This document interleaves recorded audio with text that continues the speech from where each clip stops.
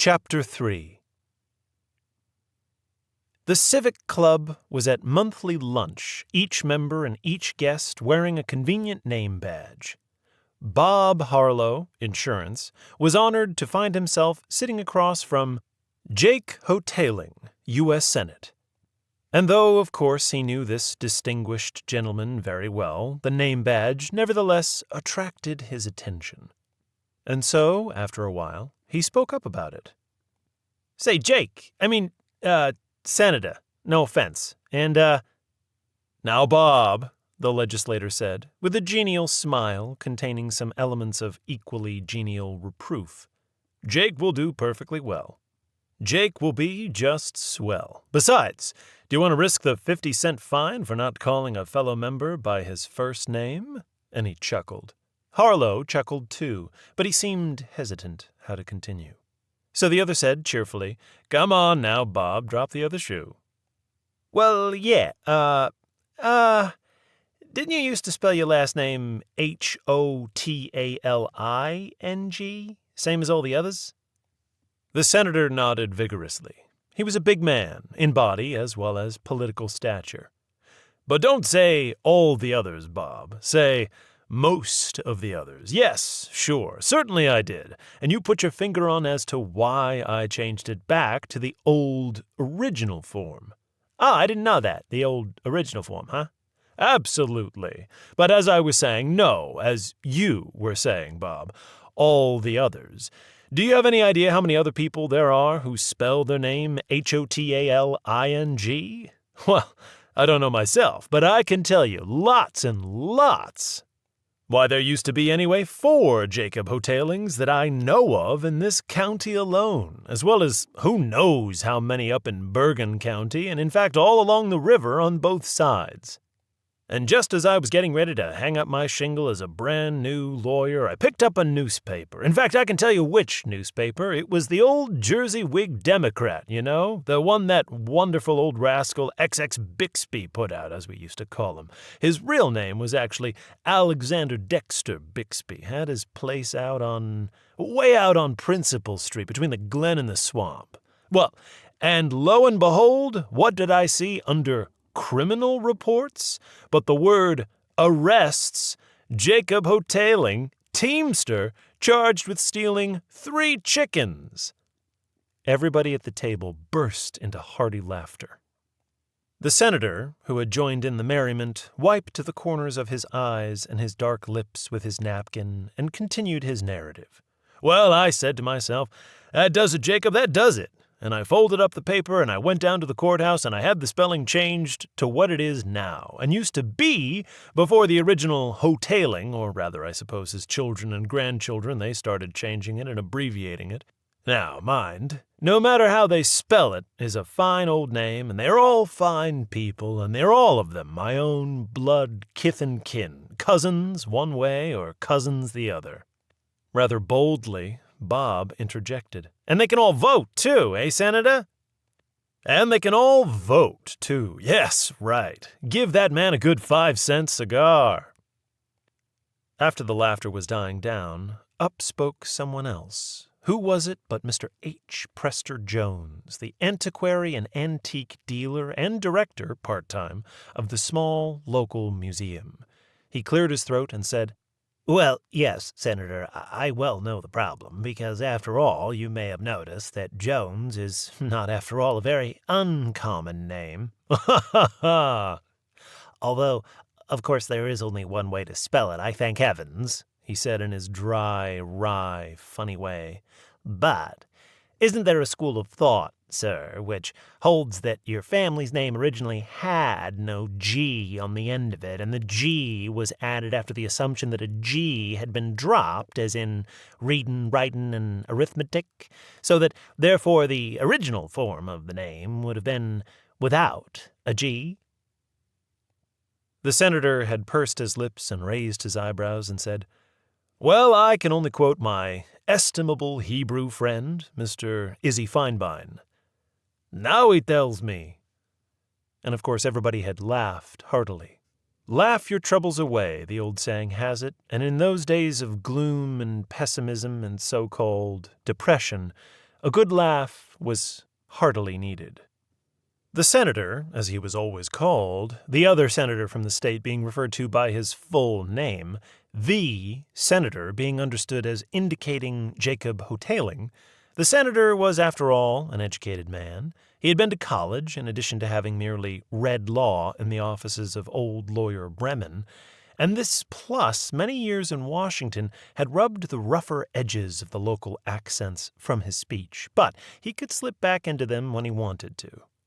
Did some committee man in some smoke-filled room hem and haw and beat around the bush, the senator would lift his heavy face and give him a heavy-lidded stare and bid him to either shit or get off the pot.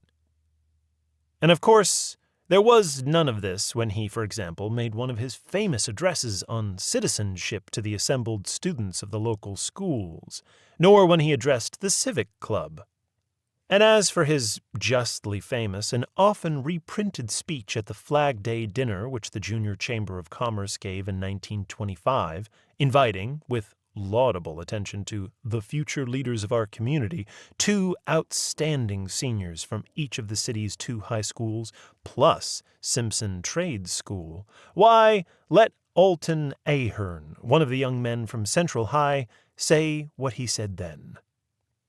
When I heard the senator say, "When I consider the infinite riches and the infinite resources which our American way of life offers to each and every one, to one and all, I say unto you, young men, and yes, you young women too, say unto all of you, you can have no right to be poor," Alton recalled. When I hear him say this, it was like a, thrill run right through me. And the senator, though certainly a 100% American, was certainly a friend to those still undergoing the essential process of Americanization. Some called them foreigners, some called them immigrants, and some called them minorities. Yokums had a number of rather interesting ethnic minorities, except that, of course, hardly anyone was really very interested in them. A common question was, "What nationality are you?" The answer, "I am an American," was not invariably acceptable. In fact, it very seldom was. The law of the land, the entire school system in its intent and purpose, said that everyone, once naturalized, was an American. And that, of course, should have held true for the American-born children of those born subject to alien princes and potentates. In everyday usage, however, the title of American was reserved for people of Northwest European descent whose progenitors had migrated, say, prior to the War of 1812. Charles Victor Vanderdam, for instance, did not think of himself as, or describe himself as, nor was he, usually, referred to as, a Dutchman or a Hollander, or, to be in the local idiom more precise, a Holland Dutchman. The Vanderdams, Vanderdams, Vanderdams, Vanderdams, Vandams, Vandams, had moved from Bergen op Zoom 300 years ago. But Francis F. Flaherty, whose grandparents, seeing the handwriting on the walls of the potato shed in the starving suburbs of Skabiran, had taken, first, the few gold coins saved up since before the flight of the Earls, and, next, passage on the first ship out, a passage which landed them on the old wharf in Hacamac Village. Francis F. Flaherty was still, despite 3 generations and family service in 3 wars, an Irishman. Besides such standard nationalities as the Irish, Scotch, Germans, Italians, Polish, Jewish, Ben Rose, without heat and without hope, would insist that this was his religion. To the world at large, however, it was also his nationality, and all the insistence in the world that Genichthilfen. Yokums also contained sizable numbers of such lesser-known kiths as Azerbaijanians and Slovachkos. The Azerbaijanians said that they were Assyrians. Like in the Bible, only Christians. The Catholic majority in Yokums did not know, had a vague notion that the Bible was somehow connected with the Freemasons, and the fez-wearing Shriners referred to the humble and hard-working posterity of Prester John as them Arabs. The Slovachkos, whose homeland, sundered by the breakup of the Scythian, Pannonian, Transbalkanian Empire, was now divided between two other and larger nations, usually said that they were Ukrainians, on the assumption that perhaps the rest of the world had at least heard of the Ukraine. An assumption not always by any means justified. The Ukrainians themselves were inclined to deny this, but nobody listened except perhaps other Ukrainians. The Assyrians were mostly house painters. The Slovachkos were mostly drunk. Some nations, seemingly, last forever. Who would expect to find the seed of Assurbanipal painting the side of a Ford agency in New Jersey? As much expect to find a mastodon in Palisades Park. Other nations fade away, barely noticed. Who remembers the Livs of Livonia, or the Morlocks of Istria? Outnumbered and outnoticed by the Slovaks and the Slovenes, unrepresented on the maps of postage stamps, some odd and uncharted tide had brought more Slovachkos to Yokums, New Jersey, than to anywhere else in the New World. And the drab rookeries of the neighborhood known archaically as the Swamp, they were for the most part content to be as unrecognized and unrepresented as anywhere else. For the most part, but not for every part. Joe Horvath recognized them, and insofar as they were represented at all, Joe Horvath represented them. On the ground floor of a 5-story walk-up tenement on Freylengeisen Street, at the corner of Principal, next to a tiny grocery store which seemed to deal chiefly in head cheese, dingy potatoes, and spotted bananas, was another storefront. And on the glass window of it one could see, if one looked, and few did, the words, the brave, mysterious words, 4th Ward Glagolithic Slovachko-Ukrainian Improvement Association, J. Horvath, Prez. This constituted the sole incorporation in America of the former inhabitants of the so-called Glagolithic Alps. If they needed help with their citizenship papers, if they required to be bailed out of jail after a Saturday night brawl, if they had to fill out forms to bring family or friends to America, Joe Horvath it was who helped them. Joe Horvath it was who calmed fears that the truant officer was really readying a roster for the purpose of forced labor or conscription. It was Joe Horvath who rolled up his sleeve and let the doctor vaccinate him in order to show that the act was not, after all, invariably fatal. After which the Slovachkos, albeit still trembling, suffered the same arcane ritual to be performed upon their children, supported by loud roars, from Joe Horvath, of the age-old cry, "Courage! Courage! And confound the Turks!"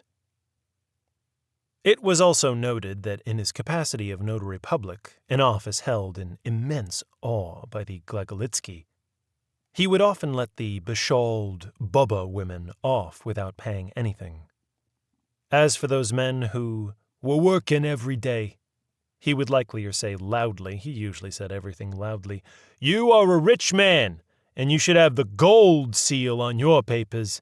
That is another 25 cents piece." And his command of both the dialect of English, his status as a highly active member of the American Legion and the veteran of foreign wars, 3 wound stripes, and President Hoover himself sent me this medal with the Purple Heart. His relentless benevolence in pulling, pushing, prodding, dragging his Slovachko people first into citizenship and second to the polls, finally received recognition and reward. Among those also appointed by the new city administration was Mr. Joseph L. Horvath, an Assistant Deputy Commissioner of Public Works. Mr. Horvath is active in Veterans Affairs and is a co-chairman of the Americanization Committee, the Yokums, New Jersey Daily Press. They didn't know how to spell Slovachko, anyway, on the Yokums, New Jersey Daily Press, or Glagolithic. Joe was a successful politician then, but he was not really a highly successful politician. His reluctance to suffer fools gladly, if at all, his unwillingness to admit that his status was as low as most of the City Hall regulars thought it was, and also his tendency to become restless when called bad names, all stood in the way of his career. "He come around," went a typical complaint from a citizen with a bandaged face. "He come around with his bunch of bohunks, and he says, we got too many goddamn complaints that rats is breeding in the back of this warehouse, and besides, it's a hazard to navigation or something. And I says, say, don't tell me what to do on my own property, you hunky son of a bitch." City official. "And, so then what happens?" Bandaged citizen. "And then he hit me. He must have hit me about 10 or 20 times. And I, slipped and fell. And then he grabbed a hold of me, and he pulled me back up to my feet, and he hit me again about 10 or 20 times. "You are certainly entitled to press a charge against him. You want to press a charge against him?" Bandaged citizen. "Say, I ain't crazy, you know." Also, to tell the Commissioner of Public Works, whose difficulty with the written word extended to locating anything printed on a map, that he, the CPW, couldn't find his own fat ass with both hands in the daylight with the lights turned on, indicates a certain lack of what is generally termed tact. Also, Assistant CPW Dietrich.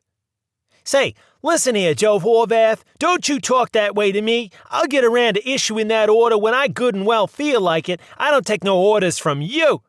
Assistant DCPW Horvath. "If your second cousin wasn't congressman, you'd be taking orders from the Negro who shovels out the shit in Fine stables. That there hole in the street by the fire hydrant on Rupert's Road is deep enough to drown babies in it already, you nipple-headed numbskull," etc., etc., etc. Still, 1,535 votes delivered like clockwork, plus active in Veterans Affairs, plus the great interest of a certain U.S. Senator in the work of the Americanization Committee, on which Horvath was active as well. No, Horvath could hardly be fired with the Depression deepening and the Democrats coming to power everywhere. What they could do, however... "Hey, Horvath, what do you want? I want you to take that crew of 6 men and clean out that damn sewer there, just below no man's land, right now." Bradlaugh eyed big Horvath half truculently, half warily. But Joe merely smoothed his mustache and shifted his cigar. His next words echoed those of the ACPW a moment earlier. "It'll be a pleasure," he growled, and he turned on his heel. "Never give the bastards the satisfaction," was his motto. Later, Commissioner Coit checked with his assistant. "You send some men down to clear out there past no man's land?" "Yes, John, as soon as you said to, John." "Who'd you send in charge?" "Joe Horvath." Coit guffawed. "See how he likes that," he said. "Huh?" "Yes, John." "Lots of rats, huh?" "Yes, John, lots of rats."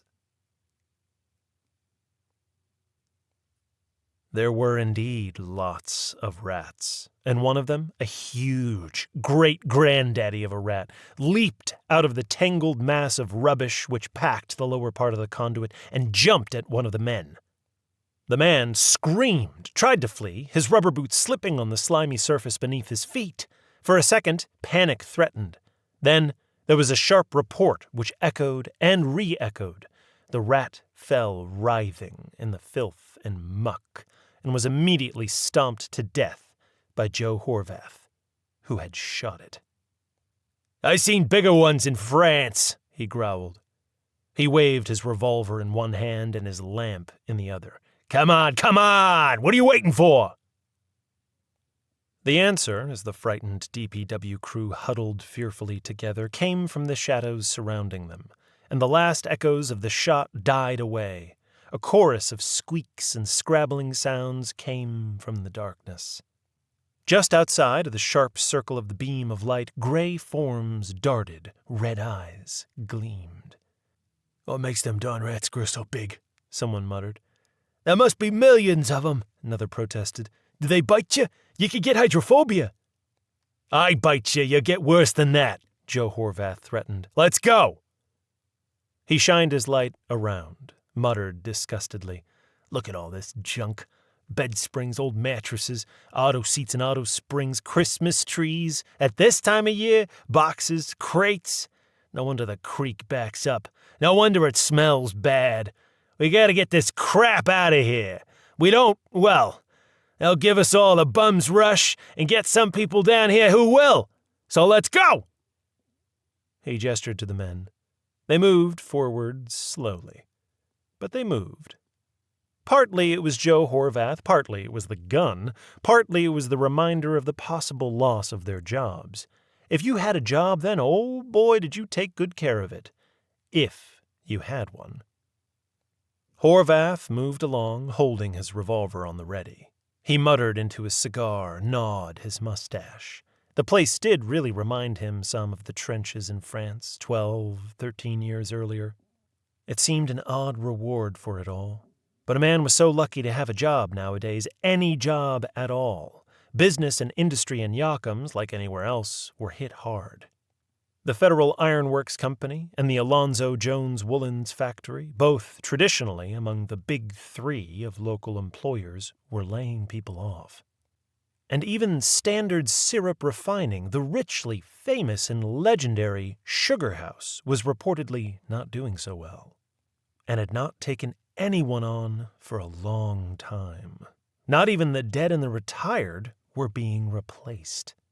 The campaign, which had as its total slogan, "Repeal the 18th Amendment," was still in the future, although repeal, like prohibition, had become a proper noun. Business was in general not doing well. But bootlegging was doing well. Damned well. However, not everyone had the good luck to work for a bootlegger. Or, for that matter, to work in the sewers. Joe Horvath's voice, which had died down into mutters, now exploded in a shout of disgust. Who in the hell threw this into the creek? What the hell is it anyway? This looked like it was a pipe or hose of some kind. It was about 4 inches in diameter and was tightly bound around with wire. Copper wire, Joe observed thoughtfully. No, nobody would throw away this much copper wire. Where's the end of it? He flashed the light backwards, then forwards. But the hose seemed to have neither beginning nor end. That's a funny thing, he muttered. A damned funny thing. One of the men suggested diffidently, Maybe you lookin' shot, Joe. Them maps you get from City Hall maybe is supposed to be a pipe here, huh? Joe gave his head an emphatic shake. I know it's on the charts, and there's no pipe supposed to be there, here, and we can't get any of all this junk out until we get it out either. All right, he said, abruptly making up his mind. Let's all grab a hold, and when I give the signal I say pull, we pull. The men laid aside their tools, wiped their hands, seized the funny-looking pipe or hose or whatever it was.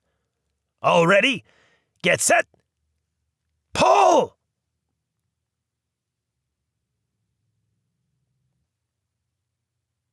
Mickey Kelly was breaking in a new helper, Patsy Lamoto.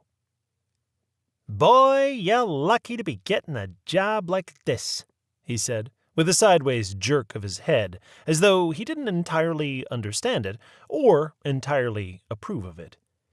Gee up, he said to the 2 fat horses drawing the green wagon with Feinbein's Market painted on the sides in elaborate letters.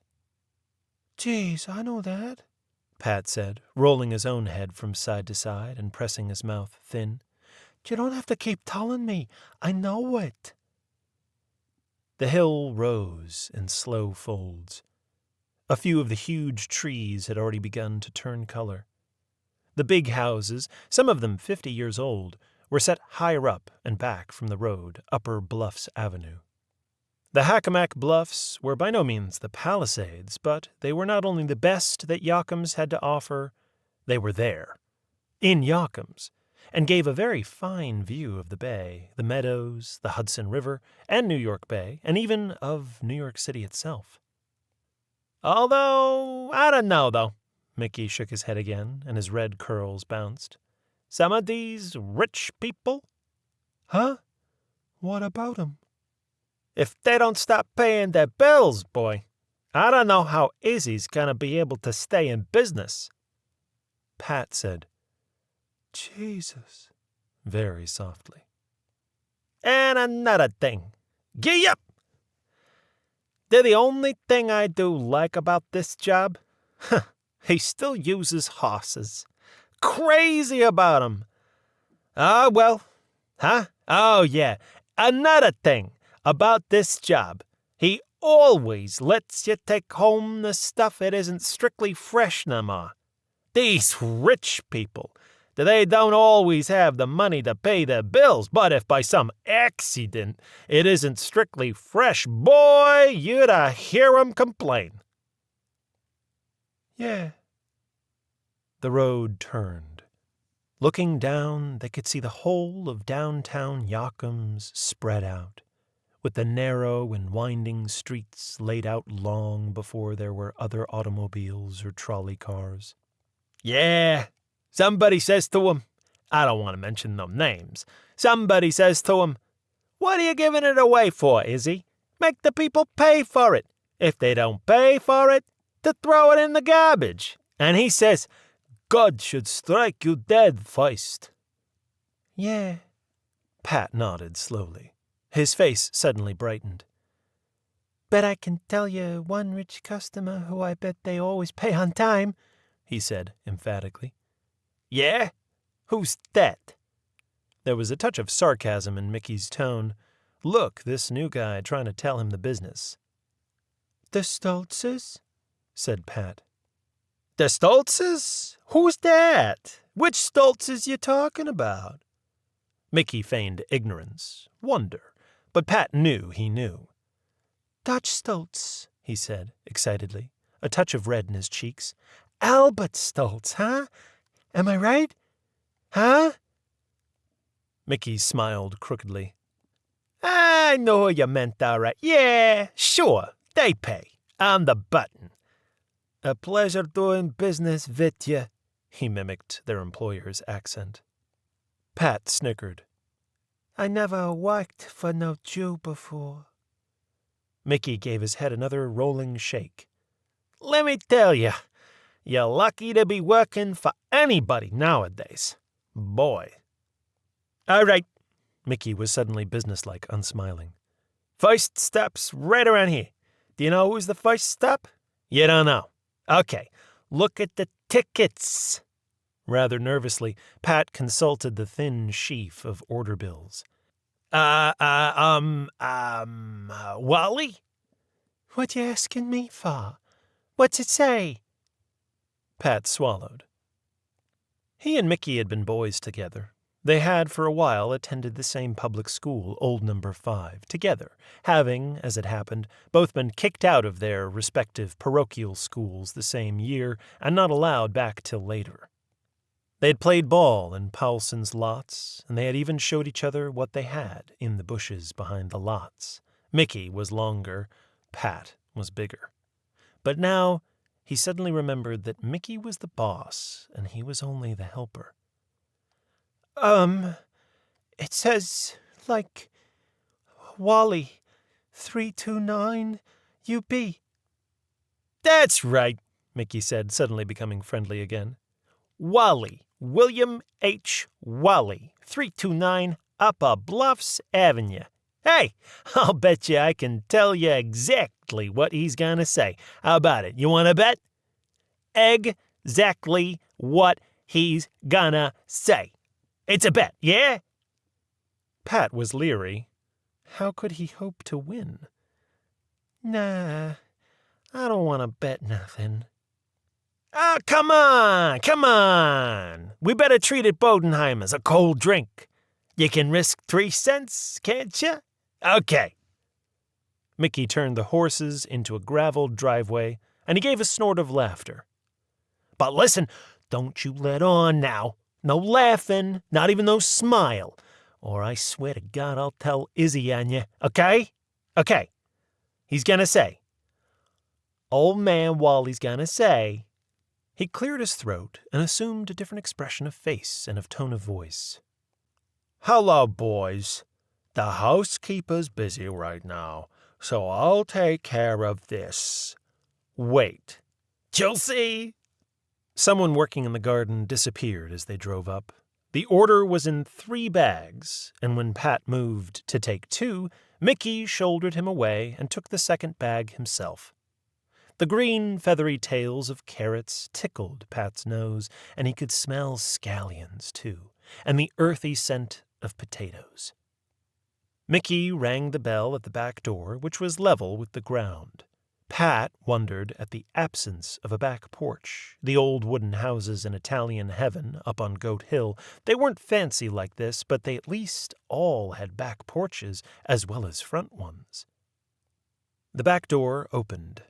A middle-aged man in vest and shirt sleeves, gold eyeglasses on his nose, with a little chain, looked at them with a set little smile. He said, "Hello, boys. The housekeeper's busy right now, so I'll take care of this." "Yes, sir." He took the bags one at a time and closed the door behind him each time. Then he came back. Mickey handed him the bill, and he put it into his pocket without saying anything, and he took out a coin and handed it to Mickey, who said, without looking at it, "Thank you, Mr. Wally." Mr. Wally nodded, did not look at them again, and went back into the kitchen. Not till they were a ways down the block did Mickey say, "You see? What did I tell you?" "Yeah." Mickey opened his closed hand and showed a nickel. "Can you beat that, boy?" "Never mind the bet," he said. "I'll treat you. Housekeeper. Did you get a load of that? There hasn't been no housekeeper there for, 4, 5 months." Pat snorted, smiled. "How come his wife doesn't come to the door, then?" Mickey, it was, who snorted then. His wife, Mickey said. His wife? She was probably lying down with a book and a bottle of smelling salts. Then they both laughed. The Stoltz's house was not strictly speaking the next one on the route this morning, but it was the next one they were going to stop at, inasmuch as Mrs. Stoltz had called and asked if they could possibly, because she wanted to get dinner on early, and of course it turned out, that they could possibly. In fact, certainly. Street numbers in Yokums did not start in a 100 block and change every block in units of 1 more hundred. They started at number 1 and continued until the number of houses reached 100. As many blocks later as might be, then they began again at 101. The house numbered 453 was like any of the large Queen Anne-style houses on Upper Bluffs Avenue. Mr. Dooley had once said that the Victorian age might as well have been named after him because I had as much to do with it as Queen Victoria. In this case, he had more to do with it than Queen Anne, whose famous death had occurred almost 200 years before any houses in that style were built. There was a porch called the front porch, which actually ran around 3 sides of 453. There was a turret, which constituted a half floor above the second floor. There were bay windows, niches, gingerbread of a subdued sort, and a sort of balcony outside of one room on the second floor. A double flight of stone steps, walled on each side with stone, led up to the front door. Unlike a few others, 453 had no hitching post, but a carriage block was still there, half sunken into the earth between the stone curbing and the slate sidewalks. All the windows had window shades and lace curtains. Most of the UB Avenue houses had a garage half set into the hillside, but at this one, and only this one, the garage was no longer a garage. It was open at the back, and the driveway ran right through it. A heavy-set man with a gray suit and a gray face got up from a kitchen chair as the wagon approached. The wagon stopped. Mickey said, "Hiya, Tully." Tully said nothing at all in reply. What he said, looking at Patsy, was, "Who's this?" "This is my new helper, Patsy. Pat." Tully did not wait to hear Pat's last name. He peered into the wagon. "How come you got so much stuff in there this time?" he asked. Mickey hastened to say, "We was asked to. Mrs. Stultz. She called up and she asked us could we come early. You could ask her." Tully had perhaps never read George Eliot's comment that the rude mind with difficulty associates the ideas of power and benignity. Did not show any signs of asking anybody anything else. He gave his head a slight and slightly contemptuous jerk towards the rear. Mickey, in a tone more subdued than usual, said, "Yep," and the wagon rolled on, through and up and around and into the enormous backyard, at the other end of which was a new building, the true garage. A stooped and gray-haired man was bent over the flower beds. Mickey recognized him as the professional gardener of the classy Upper Bluffs. Uncle Will, he was called, and he made a lifetime career of being a Yank. You know, a Yankee, a real American. Uncle Will belonged to the United Order of American Mechanics as well as the Masons, and during the last month and a half of the year, 1928, he had staggered, drunken and victorious, up and down the city streets, calling out over and over again, "What did Al Smith telegraph the Pope after the election? Huh? Huh?" And throwing back his head and opening his mouth wide enough to show all his horrid teeth, Uncle Will would shout the answer, "Unpack!" Mickey, seeing him, renewed his hopes that someday the old bastard would stagger near enough to Finebine's horses. The gardening business must be very bad indeed for Uncle Will to be working here. "Serve him right." Stoltz's orders filled quite a number of heavy brown paper bags and several baskets. The back door was opened by a wide woman with a pudding face and blueberry eyes. This was the cook. She exclaimed her satisfaction at seeing not Mickey and Patsy, but the order, and was gesturing directions when someone else, unseen at first behind the not-yet-taken-down screen door. "Oh, is that the delivery man? The fruit and vegetables? Oh, good." Mickey, grunting slightly under the weight of a basket of fruit, said, "Hello, Mrs. Stultz." "Just put it down here. Hello, Mickey." Mrs. Stultz was not exactly good-looking, but she was not bad-looking either. Her hair was elaborately waved. Even though she was wearing a cotton-print house dress, she wore gold-framed eyeglasses, and as she smiled at them without artifice, the gold of a back tooth glinted briefly. "Oh, do you have the cooking apples?" she asked, somewhat anxiously. "The sweet butter?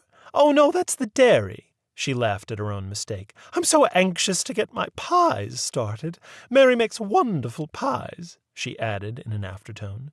"But she's going to have so much to do today, so I'm going to make the pies." And she chattered on.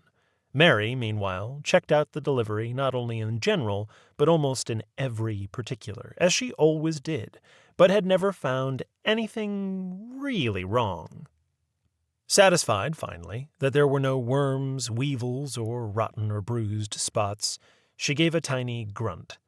Then she took up a bowl from a shelf, and they could hear the clinking of coins. "No, give them $1, said Mrs. Stultz. Mary, looking at her mistress, she did not say anything, but she did look at her. "No, give them $1, Mrs. Stultz insisted. "No, Mary, $1 each." Mary said, "Yo," but she gave them the $1 each. And suddenly there was someone else in the kitchen.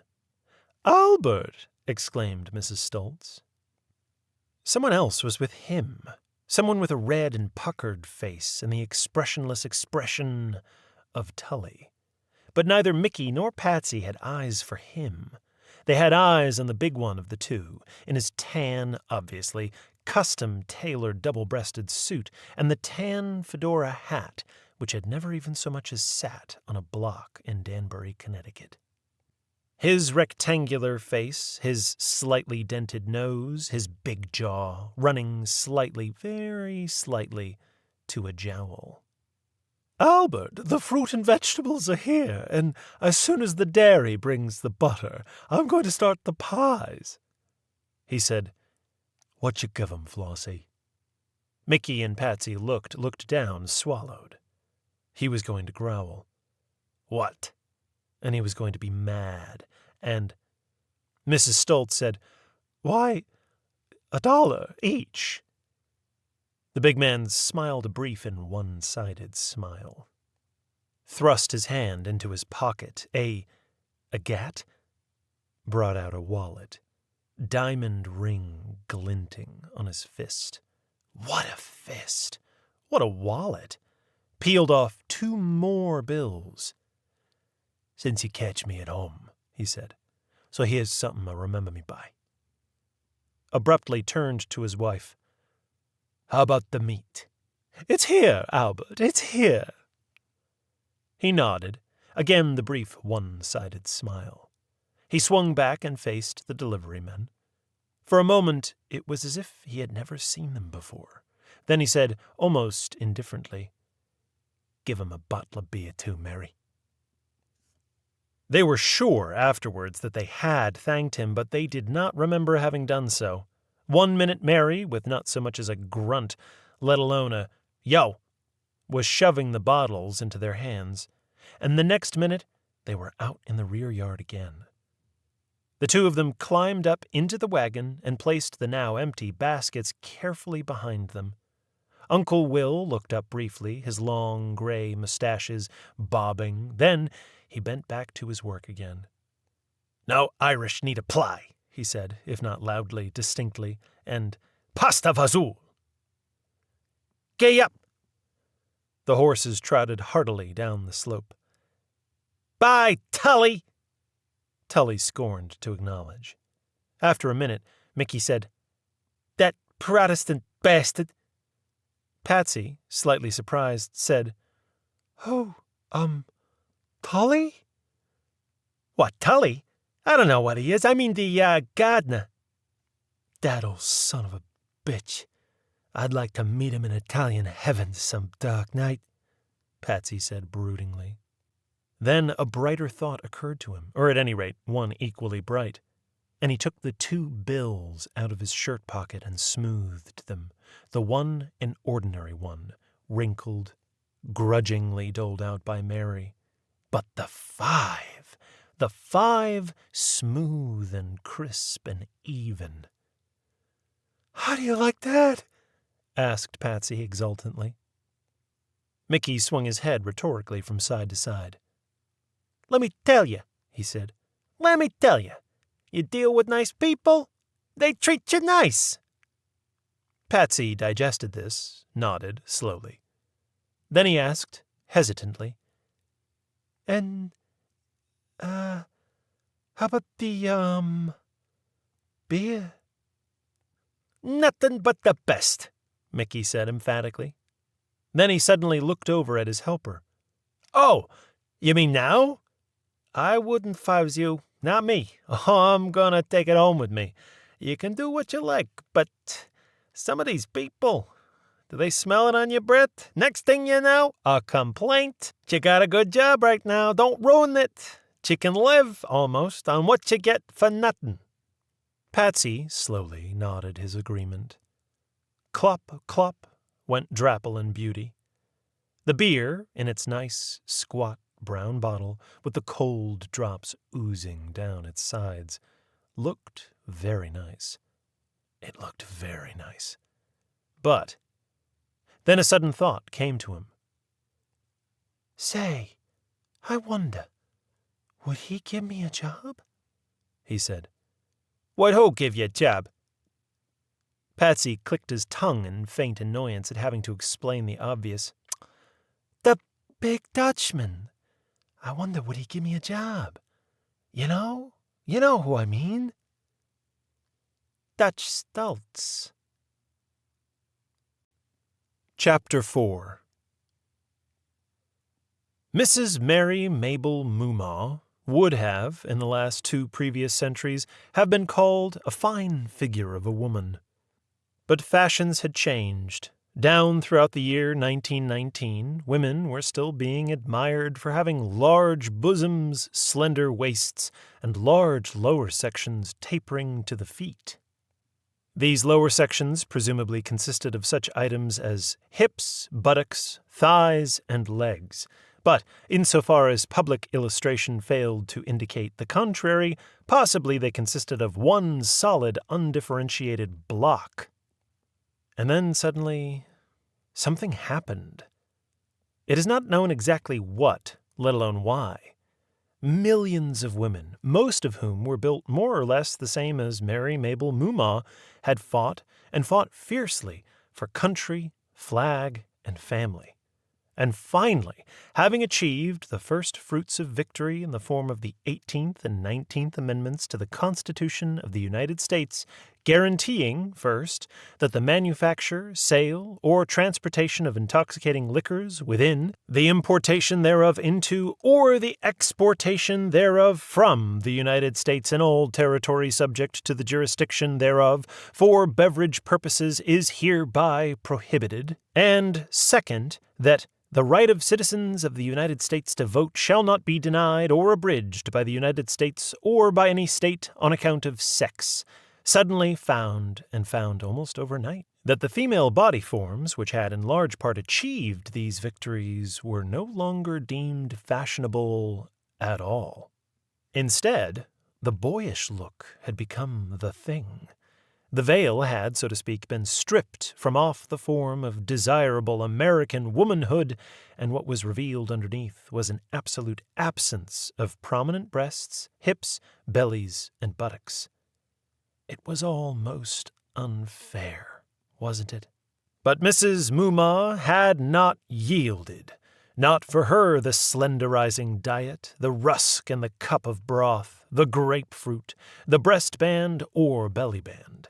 She eschewed them, as she did alcohol in all its forms, her church, having learned that wine in biblical times, owing presumably to a secret known only to the ancient Hebrews, did not ferment, administered the Lord's Supper in grape juice.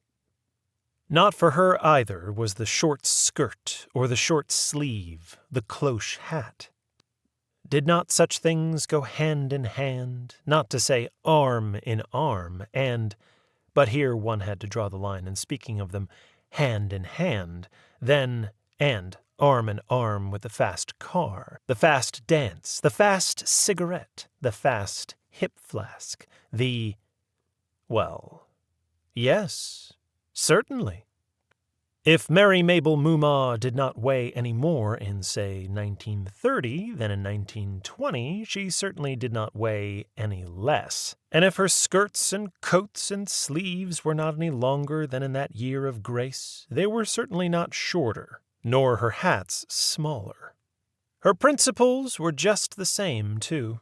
Now I hear people saying on all sides that prohibition has been tried and that it is a failure, and so that therefore it should be repealed. She was saying that morning. A faint hissing was heard. The people in Mrs. Moomaw's office glanced up, startled, saw that it was her assistant, Bertie Shallett, who was now smirking her crooked little smirk, saw, too, that Mrs. Moomaw smiled indulgently, decided to smile also. And we needn't have to look very far to see what are the sources of this propaganda, because the liquor interests have never actually and genuinely repented their systematic poisoning of the people. No, they are still trying. And so, when I hear people saying on all sides that prohibition has been tried and it has proved to be a failure, and so that therefore it should be repealed, I say no. On the contrary, it has been found difficult, and so it hasn't ever really been tried. There was an outburst of approval, and everybody, with little goggling looks of guilt, hushed themselves and waited for her to continue. But she, with her invariable and innate courtesy, was waiting for the newspaper report to finish writing down the epigram.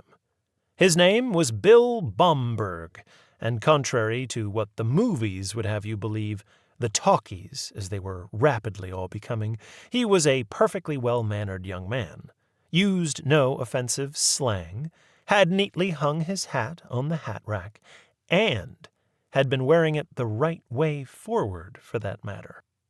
True, he did have a press card in the band, but, well, that was sort of necessary, wasn't it? It was sort of like a badge, wasn't it? And anyway, only a part of it was sticking out from the hat band.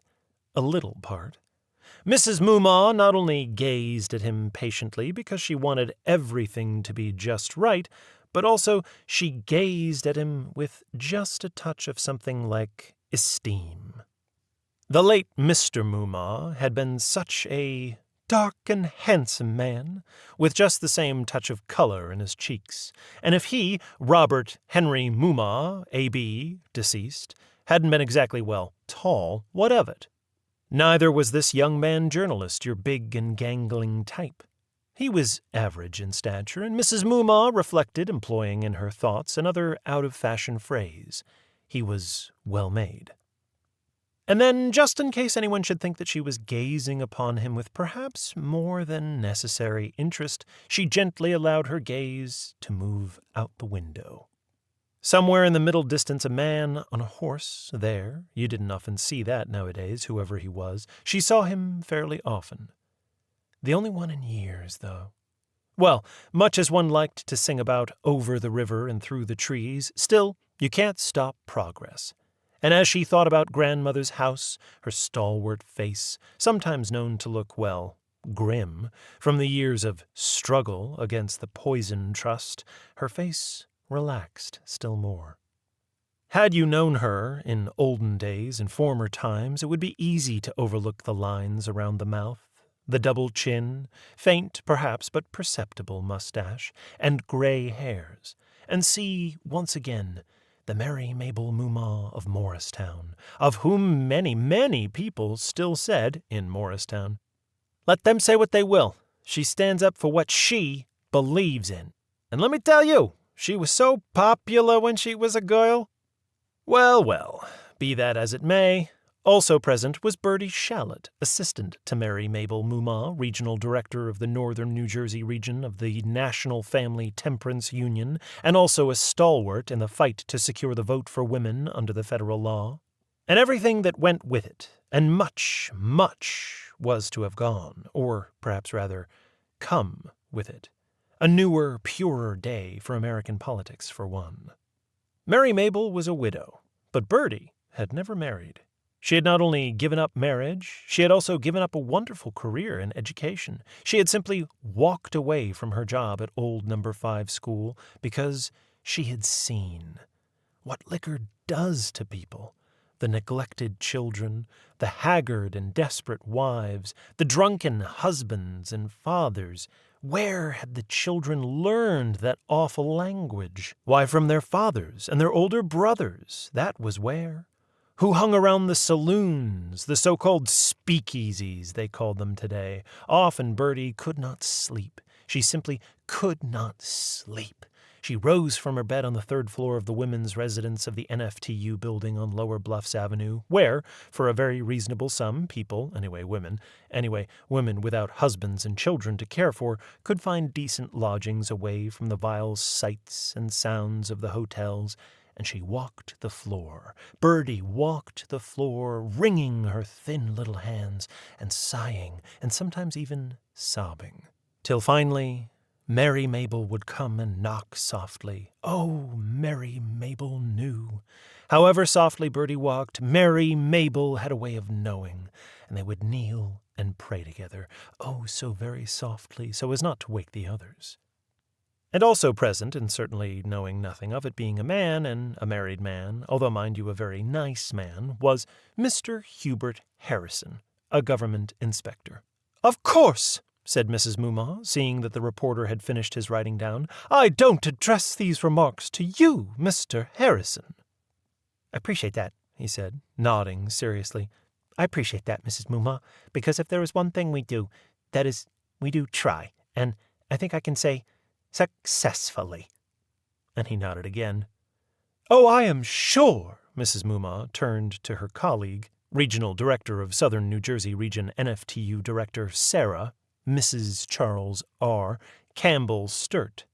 "Last year, Mrs. Sturt," she said, "Mr. Harrison took us all on a tour of the cereals plant, you know."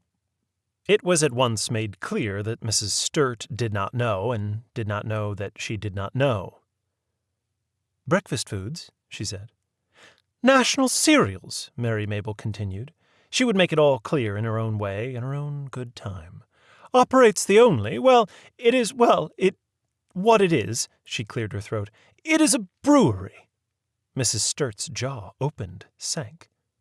"A legal one, the only legally operated brewery in the state. It operates under a federal permit and federal supervision."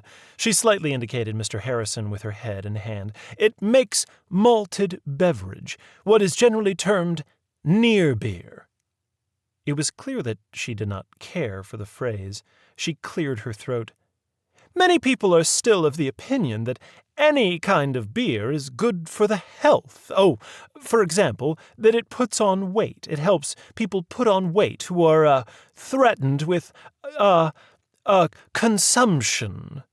She liked this word even less. Her voice sank as she said it. Mrs. Sturt received this with a downward turn of the lips. "Isn't that nonsense?" she declared. "Why, what is beer? It is malted grain, is it not? Well, what is the matter with good old-fashioned home-baked bread? And malted milk, for that matter?" Her voice trailed off. She waited for Mary Mabel, whom she had, albeit with the best intentions, rather crudely interrupted. Mr. Harrison, though, who after all had not, now spoke up heartily. "Agree with you 100%, he boomed. "But after all, I'm just like a soldier. I am like one of Uncle Sam's sailor boys, and I just go where I'm sent. Right, Mrs. Moomaw?" Mrs. Moomaw nodded gravely. "And speaking of that, more than 2 weeks ago, I was approached by one of our own dearly beloved old boys in blue of another era, old Daddy Wilkerson, as we call him, a veteran of the GAR, and he said to me, and I just wish that everybody could have been there to have heard him. He said, 'Mrs. Moomaw, we fought the wrong people back there in 1861, he said. We should have fought the liquor interests.'" Everybody agreed with this rather moving sentiment, except that the reporter's pencil was scribbling it down too rapidly to allow him to speak or even nod. As soon as he had finished, though, Mrs. Moomaw, this time without interruption, described the conducted tour of the legal brewery, how the grain was malted and mashed and cooked and so on, and, yes, turned into real beer. Because you can't make near beer from the start. No ho. You have to make real beer, and then you denature it. Yes, after it's made, they take every drop of alcohol out of it. Or, well, they do. They are obliged to leave a very little, which is unavoidable, and in fact they assure me quite harmless, maybe, 1%. Mr. Hubert Harrison nodded and rubbed his hands together grimly. Then he punched one fist into one palm. "That's where I come in," he said. "Me and my boys.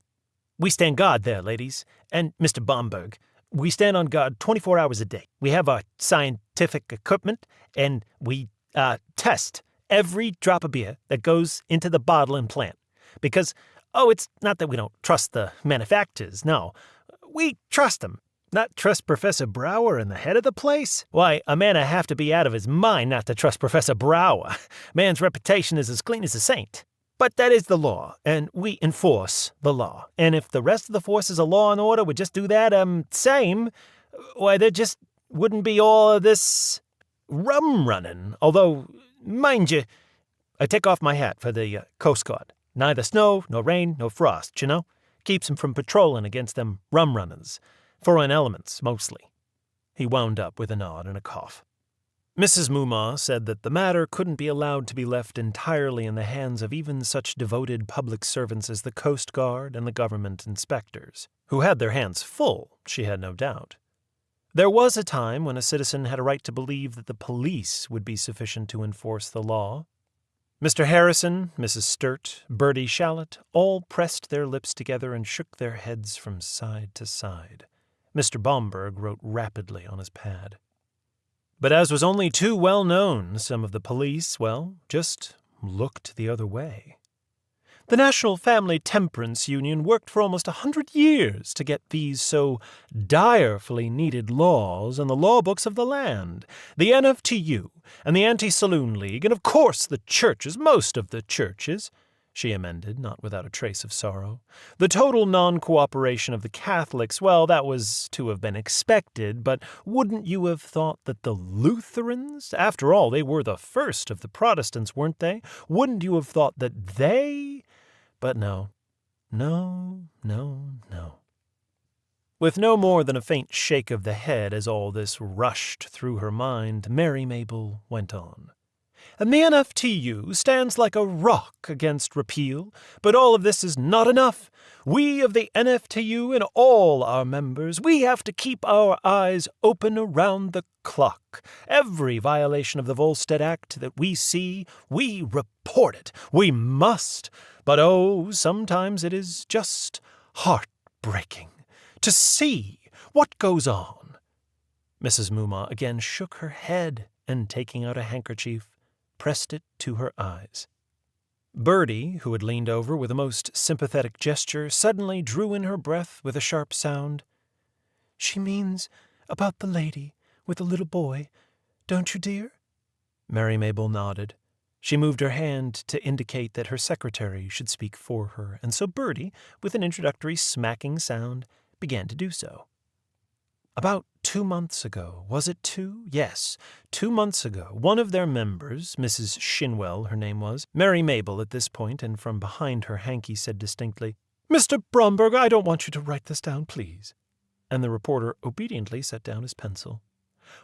This Mrs. Shinwell, she came in and she said that she had observed that a small delivery truck was making a delivery to an apartment house in a working-class section of town, and that she was absolutely certain that it contained beer. How could she be so absolutely certain? Within just a few minutes after the man who was making the deliveries had gone about his nasty old business, people came out and sat on the porch of the second-floor apartment, and they had glasses, and they had bottles, and they poured this darkish substance out into the glasses, and they sat there drinking it, just as bold as brass. And when she said people, she didn't mean just men, which would have been bad enough. No, women and even young children were allowed, even encouraged, to partake. And when they observed good Mrs. Shinwell looking up at them, her face constricted with horror, and they made scornful movements of their heads at her and insulting gestures. Mrs. Shinwell did her duty, and she reported it, of course, to the police, who said, yeah, okay, lady, okay. And of course, nothing was done. Upon the advice of Mary Mabel Mumma, Mrs. Shinwell kept a sharp eye out for those bootleggers and observed that the man always came on a weekday afternoon between 2 and 3 p.m. in the afternoon. And so she, Mary Mabel Mumma, she contacted the Bureau of Prohibition Office and the sheriff, dear old Charlie Shirt, and the state police. She had the license number of the truck, a description of the man, and she laid down the law to them, and they listened.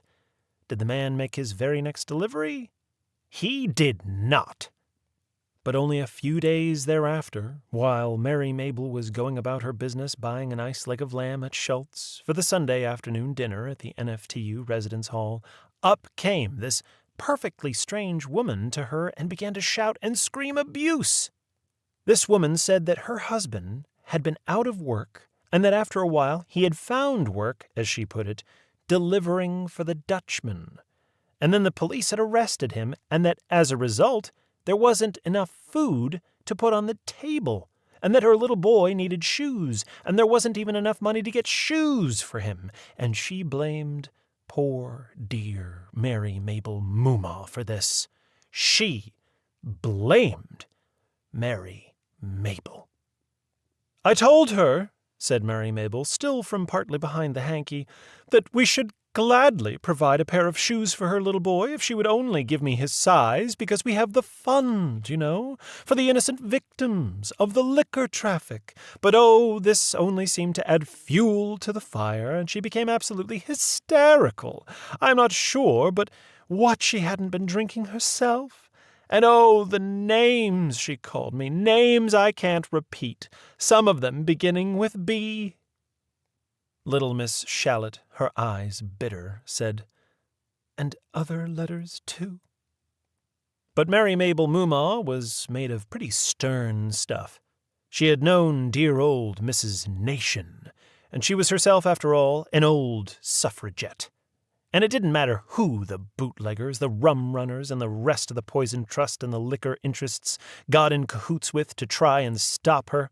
"We will never surrender," she said, rubbing her nose. "We will never surrender. Never, never, never." Chapter 5. Not all of Gristmill Heights, to the north of Yokums, was actually very high. The original mill itself, long gone, leaving not so much as a tumbled wall to show where it had been at the foot of what was then called simply Big Hill. Even old Yokum Vanderdam had once been young, and here, in the full vigor of his youth, he and his 2 white servants and 1 black servant had built the wall which first impounded the Hacamac Creek after it raced down the hill, had been the first to put its once free waters to toil for men, had turned it in name and in fact into the Gristmill River. And here they had ground the first grain of the first colonists, poured the meal into deerskin sacks, and laden the sacks aboard an incredibly small, incredibly slow sloop, and by oar and by sail and by tide and by guess and by God had gotten it across the lesser river and the 2 bays and the greater, or North, or Hudson River, and to the walled townlet of New Amsterdam. There was no New York, no New Jersey then, just New Netherlands. And the next rains had washed away the mill wall, and they built it up again, and the rains washed it away again. Well, not exactly the rain-swollen waters of the small river. Vanderdam could not in any way control the rains, nor could he control the Hacamac itself as it poured and tumbled down Big Hill. But he was, after all, a Holland Dutchman, and the Holland Dutchmen have controlled the sea itself. The next summer, although the few farmers raised despairing faces to the sullen sky from which no rains fell at all, Yokum Vanderdam and his, by now, 3 white servants and 2 black servants and an Indian man and woman whom he had enticed to unaccustomed toil with promises of rum and a red blanket and an old flintlock musket and an eel skin full of gunpowder, and he did keep his promises too. They had, all of them, with back-breaking labor, diked the almost dry bed of the creek at 3 places in its lower course between Big Hill and Hacamac Bay. Diked it and sluiced it. When the next heavy rains fell, Vanderdam, racing on horseback from one to another of the sluices, opened them enough to let the brimming waters run off before the pressure of them could burst the dams. And, as the rains slackened, had raced back again and closed the sluices, leaving enough water impounded in and for the new mill pond to turn the new wheel. It turned for decades, till both Vanderdam and the wheel grew old. The Engels came across the Hudson. Oud Peit Stuyvesant stayed on, but Oud Yokum did not. The Engel, the Englander, Oliver Edwards, offered him money enough to buy the yellow brick house and warehouses by the canal basin back in Bergen op Zoom in Old Netherlands, and more was left, as Yokum had cannily calculated there would be. and he kept the silver and the gold in an iron chest under his bed there, when he wasn't trading with it, and he traded with it carefully. And after the end of his very, very long career as a trader, and the years after that when he did no trading at all for reason of very old age, there was still something left when his nephew and niece opened it to see how large a tombstone they could prudently erect for him. It was not a very large tombstone, but of course, large enough. One of the white servants whose labor had helped dig and dike was from the upper Rhine. He had drifted far with the tide, and he considered that he had now drifted far enough. Having served his time with Joachim van der Dam, this man made treaty with the patroon for a tenant farm. He had helped grind the grain. Now he helped grow it. The farm was near the first mill, down in what came to be called the Glen. The farmer's name was Hendrik Bomberg. He had long had his eye on the daughter of another servant from the Brabant. Her name was Marguerite. She was called Griet, and she had wide hips and heavy breasts. They married. By favor of the wide hips, she gave easy birth to 8 living children, and by favor of the heavy breasts, she had milk to keep them live. They grew up in the faith of the living God, according to Doctor of Laws Johannes Calvin.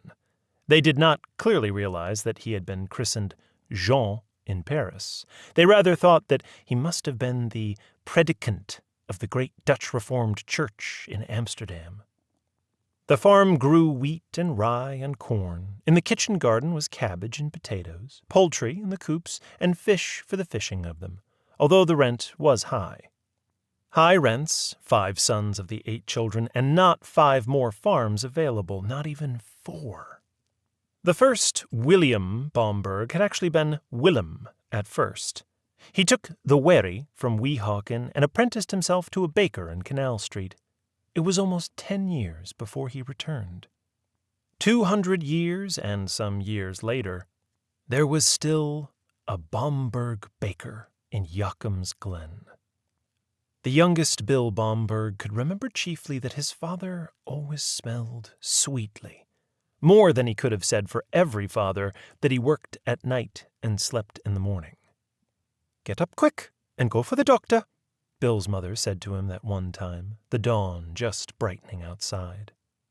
The war was on, flour was high, eggs were high, sugar was being hoarded by some, though never, you can bet your bottom dollar, by Bomberg baker, and high, too, were the wages asked by the only available journeyman. The ovens were never heated again. Bread and cake, by firm family acceptance unspeakably inferior to that which they no longer made themselves, came in by wagon from Semmel's in Yokums, barely warm. Daisy Bomberg filled the empty spaces in the showcases with candy and fruit and put a few items of grocery on the shelves. They made out. One day, Miss Peterson, the English teacher, in the store buying her regular 2 sugar buns. "Mrs. Bomberg, do you intend William to go into this business with you when he is older?" "Not if I can help it," said Daisy crisply. "Something else?" She was referring to Miss Peterson's order. Miss Peterson sometimes took a raisin bread or a Macintosh apple. Miss Peterson, however, chose to interpret the question differently. "Yes, I do think that he should do something else," said Miss Peterson, "and I am so glad that you agree with me. I think that he should go to college." Afterwards, "You could have knocked me over with a feather," Daisy said, pouring condensed milk into her tea. "She thinks that you should go to college. Does she think that she is going to pay for it?" Daisy's own idea, unvoiced, was that her son might get eventually, on the strength of the old family connections, a job selling baker's supplies. "I could work my way through," Bill suggested, dipping a day-old cruller into his cup, and was surprised at his own say-so. "You could?" his mother asked, with great simplicity. "Oh." After a moment she said, "I didn't know that." And next, "Well, And that well implied more than mere consent. It transformed the possibility into an all but accomplished fact. "Well, what would you study there in college?" Bill rolled the semi-dissolved cruller around in his mouth, considered the question. What indeed? The answer came to him while he was swallowing. "Journalism," he said. Daisy frowned very slightly. She lifted her cup from the saucer and tilted the spilled tea back into her cup. "Journalism? What's that?" Girls were expected to be at home, but boys were allowed to hang around. Some boys hang around their own homes anyway, some around their father's or family's place of business. Some hang around pool halls or public libraries, wharfs, boats, garages, candy stores. Billy at one time used to hang around a small, dry cave in the upper glen, still entirely wild in those days. He had for some time believed that no one else ever knew it was there. Then one day, digging idly with his stick, he found part of an old spoon with its small bowl so different in shape than those of his own day that he took it into old Mr. Jones at the museum, who said that it was pewter and certainly colonial, perhaps even Dutch colonial. "Where'd you find it, young man?" Suddenly alarmed lest a troop of archaeologists descend upon his hidey hole, Billy muttered, "Oh, just around somewhere," and with a hasty "thank you," took his leave. He dug some more, but never found anything else. Mostly, he spent his time there just sitting on the floor of the small cave and hugging his knickered knees with his arms and just looking at the screening trees and letting his eyes go blurry and his mind go limp. With this assistance, he was able to see, again and again, the canoes of the Indians, the Canarsies and the Nemakamaks and the Hakamaks and all the others going up and down the wide and narrow waters. And finally, though with a finality which he little realized, the white sails of the half-moon bellying in the breeze. "Tarry a while, Hendrik Hudson. Don't be hasty to depart. What awaits you from your own countrymen after the safekeeping service in St. Olav's Church and the longer voyages farther north by far? Death, Hendrik Hudson, death at the hands of the English in the ice-studded waters of the Hudson Sea." One day Billy climbed there, and lo, all had been changed. The cave was swept clean and furnished with an old red rug, on which were a stool and a broken but usable chair and a kerosene lamp and a quilt which was almost, if not entirely, covering a mattress and other stuff like that.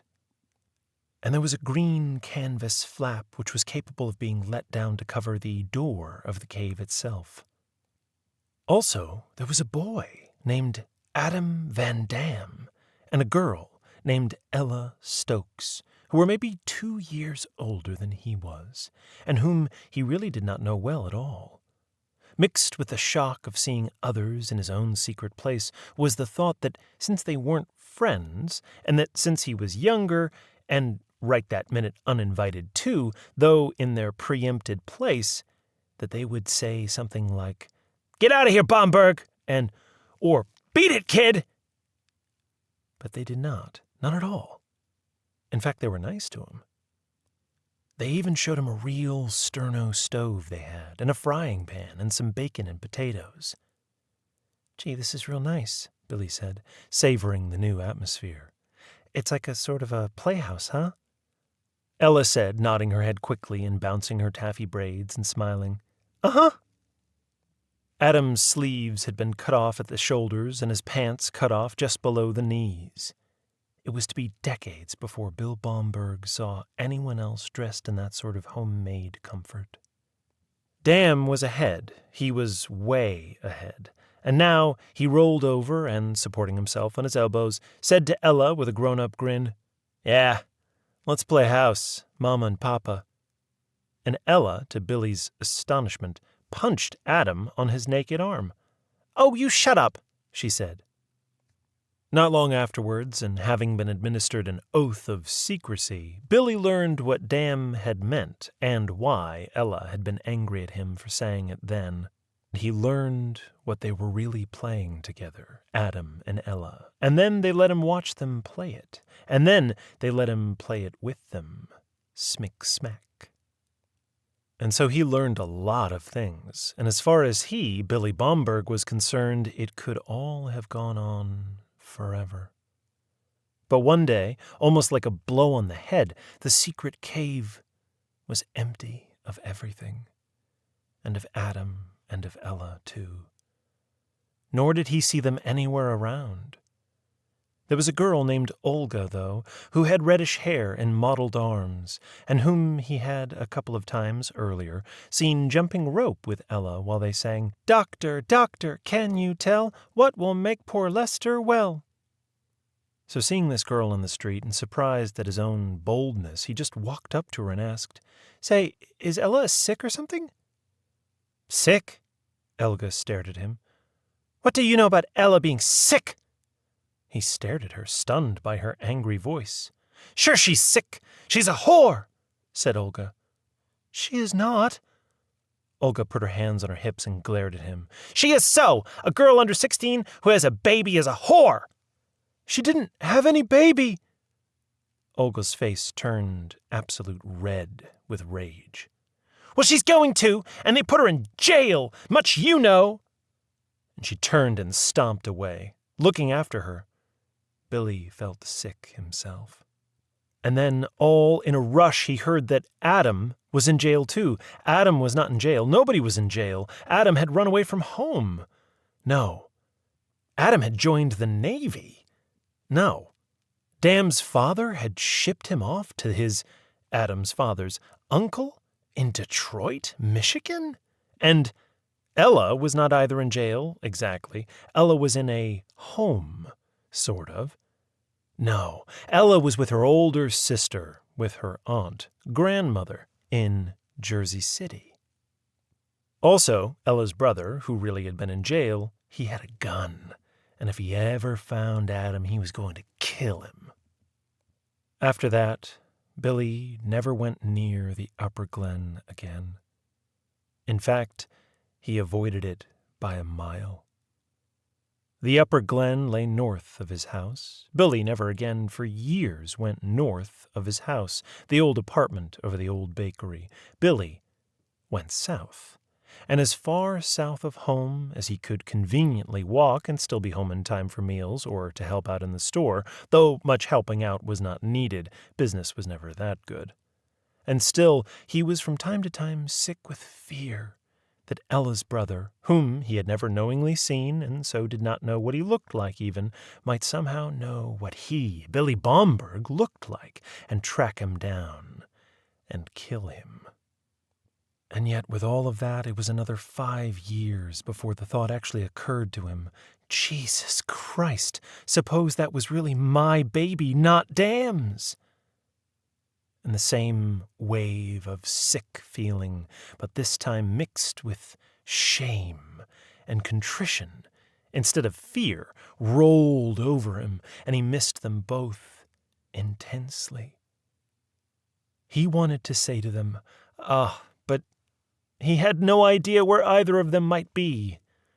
None whatsoever. As far south of his own home as he could conveniently walk and still be back home in time for whatever, was a part of town even then run down and shabby. And walking down a sidewalk that still had the old-style wooden awning from the building right to the curb, one Saturday morning he heard someone call out to him. "Hey, brother, hey, boy, could you come here, buddy? Hold on to this dustpan for me, I'll give you something." It was an old man with a big gray walrus mustache and a broom in his hand. Billy, of course, went in and held the dustpan for him because the old man said he had lumbago and it gave him hell to stoop. As far as what he was going to give him, Billy was merely curious because if it was money, he intended to refuse it, having been well trained that he didn't have to get paid just for doing people little favors.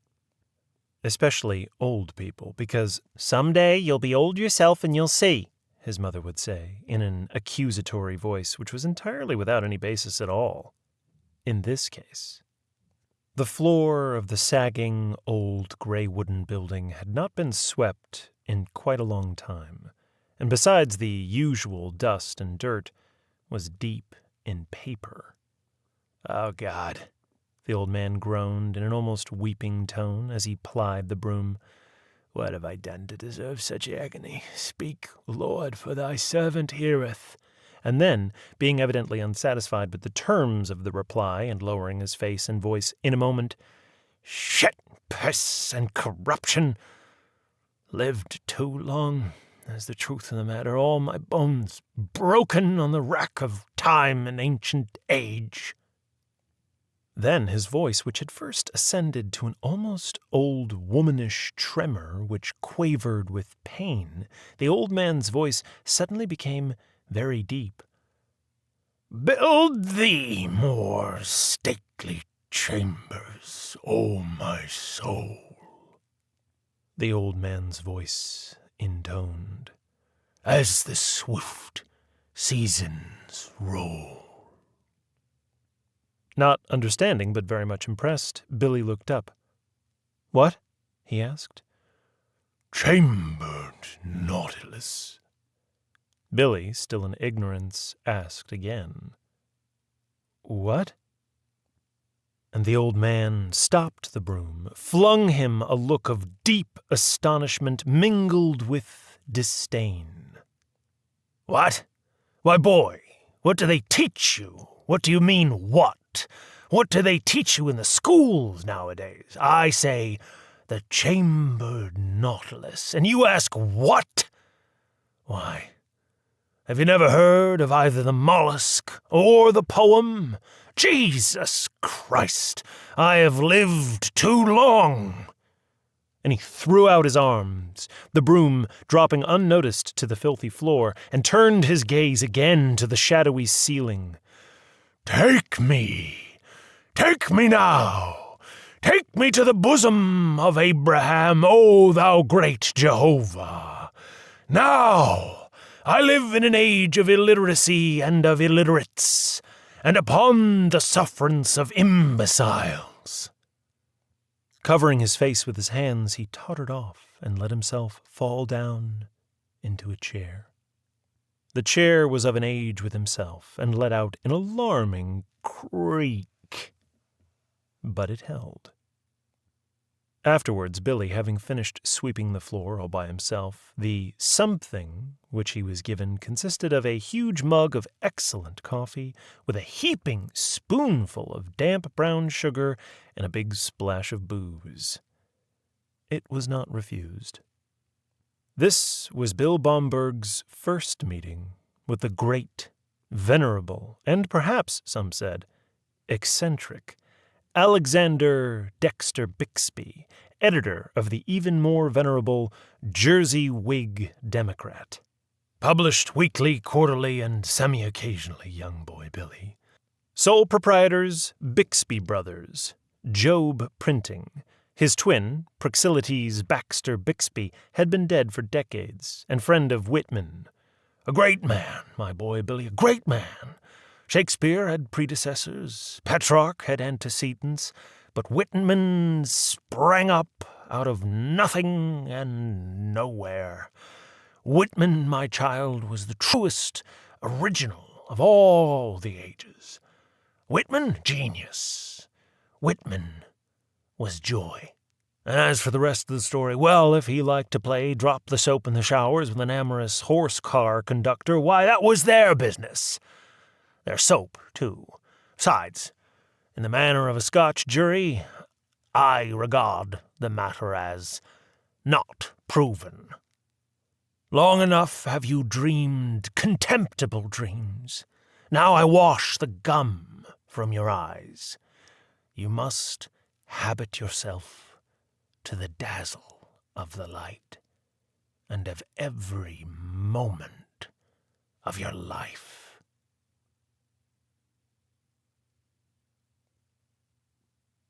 Well, they say the farmers all swear by his paper, Mrs. Daisy Bomberg commented once to her sister Mary. Yeah, but how many farmers are there anymore? Was Aunt Mary's question. No answer required. And later, some years later, 2.5 years later, Bill had walked boldly into the press office in Yokums and asked for a job. Alas, that the one man he chose in his ignorance to approach was Peter S. Pickle Pierce, noted on the staff, but not for any kindliness of nature. "Oh, yeah? Doing what?" was Pierce's genial question. "I can set type—" "What? On a linotyper?" "No, by hand." And he could, and fairly well, too. Old XX had taught him, and now old XX was dead. And his niece had sold out everything. And so much for any half-formed visions of Bill Bomberg, boy editor. By hand, ha ha ha, ha. "Say, listen, kid, we publish a daily newspaper here, not Poor Richard's Almanac." And then Pickle Pierce, working rather extra hard at being offensive, said, "And what else can you do by hand, huh?" And had made a gesture easily recognizable as indicating masturbation. There had been other girls since Ella, but there had not been many other girls since Ella. The last time old XX Bixby was still alive, very much so, and, having collected, in produce, his subscription from one of the farmers out on the old Pike Road, was sitting in his buggy out front, talking politics. Bill, under guise of getting a drink of water, had gone out back. Yes, there he'd been in the barn with the farmer's daughter, in the best old American tradition. But that had been 3 months ago. "It doesn't stand up very often anymore," XX said once. "And when it does, I tell it to stand down." But that hardly works in one's teens. So in addition to the disappointment at, in effect, being refused a job, plus the chagrin of being made to seem a fool for asking, there was, of course, enough truth in the crude gesture to make him mad. He drew back his own hand, a rather big hand for his size, and rather a big fist it made too. Pickle Pierce jumped then, quickly attempting to cover that up with a display of courage. "Oh, a tough guy, huh? Okay, kid, let's see how tough you are." The old man started to take off his coat, and another man, older, though not old, with a "No," and a "Come on now," smoothing and soothing it out. And a third man, the phone ringing just then, calling out, perhaps not truthfully, "Hey, they want you upstairs, pick—" And Pierce putting his coat back on and going off, still defiant, aggressive, talking threat over his shoulder as he walked away. The peacemaker was Peter Fogarty, the major news reporter on the press, and he walked Bill out to the coffee pot, and by gentle conversation calmed his angry heart down and drew his story out of him. Old XX Bixby, there was an original for you, the very word which Bixby had used about Whitman, one of the last of the noble old Romans. Yes, well. But, alas, the truth be known, there isn't so much as an opening for an office boy, said Peter Fogarty. I don't want to be an office boy. Fogarty, who had raised his cup, set it down again. Well, Mr. Bomberg, you really can't expect to become a newspaperman just like that. He snapped his fingers. The Greek counterman jumped, came quickly with the white enamel coffee pot, looked up in surprise as Bill and Peter burst out laughing. But I am a newspaper man, Mr. Fogarty. Wasn't the Whig Democrat a real newspaper? Only it was small. Fogarty was a gentleman.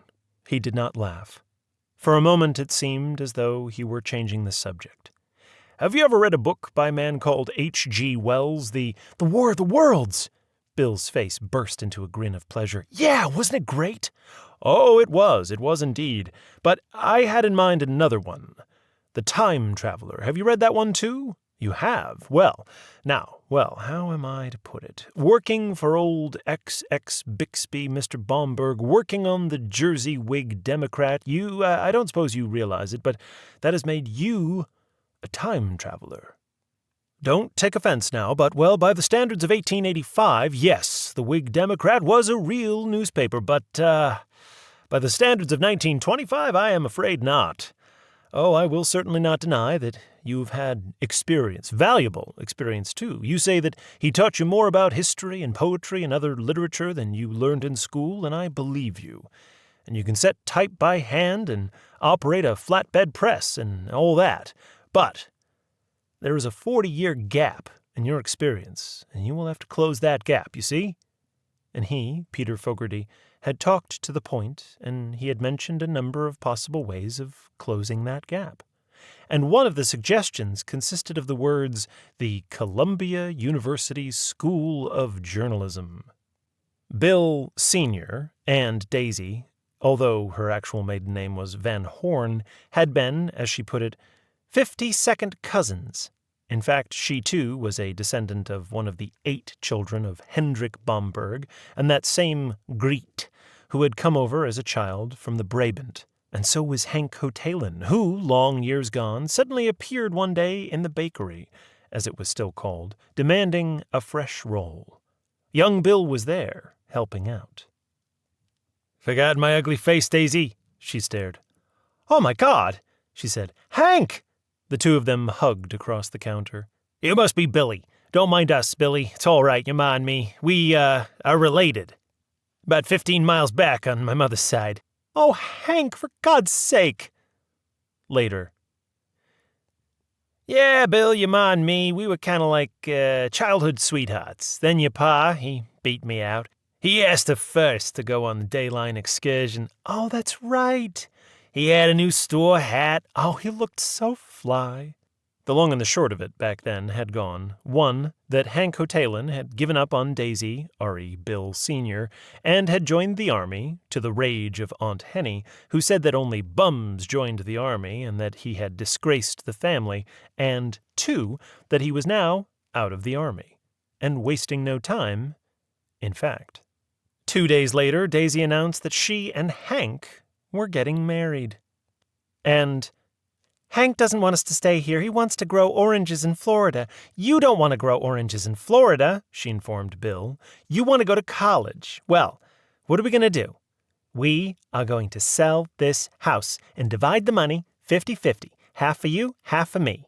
And that will take you all the way through college to study journeyism. How does that suit you?"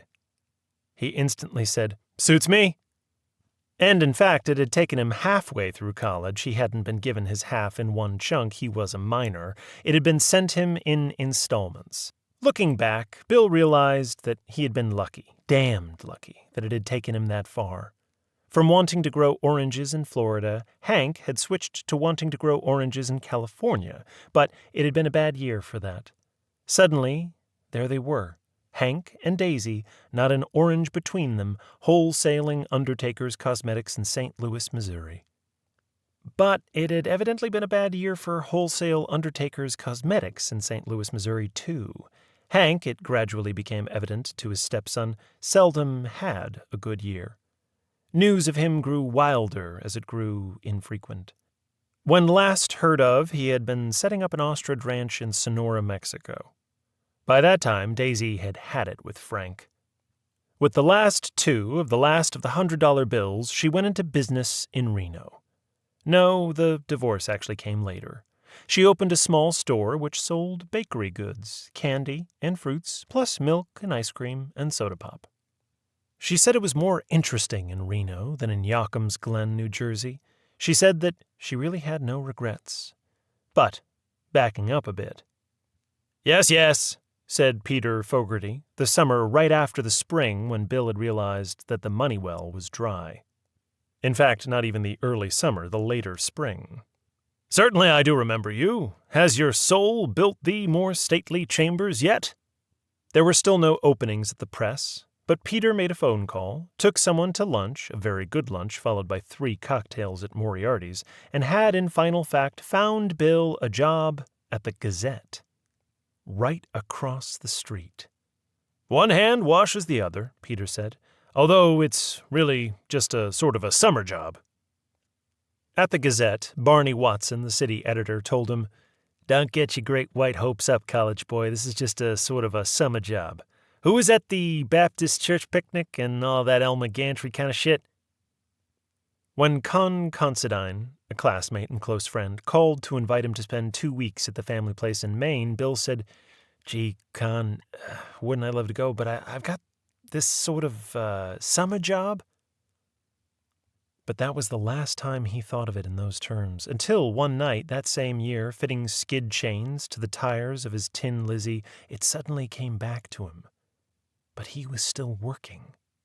Some years later, he was still working, which by that time was certainly more than many, many people, by no means all of them bachelors without family to support, could say.